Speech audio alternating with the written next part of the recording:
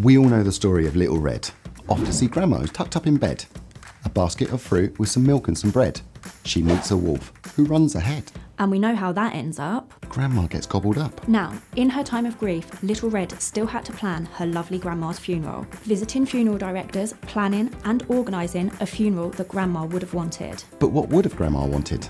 Burial or cremation? Flowers or charitable donations? Religious or humanist ceremony? And what about the wake? Who takes responsibility for all these decisions? And who pays for it all? Little Red. Surely they'll just use Grandma's money. The truth is, Grandma's money may not be accessible until probate has been completed. That could take 6 months or more. Now let's replay this story with a simple funeral plan in place. Not wanting to leave Little Red with emotional and financial burden, And conscious of the rising cost of funerals, Grandma decides to put a funeral plan in place and gets to choose whether she's buried or cremated, if there are flowers or charitable donations, whether she wants a religious or a humanist ceremony, and most importantly, the party. Now let's rewind.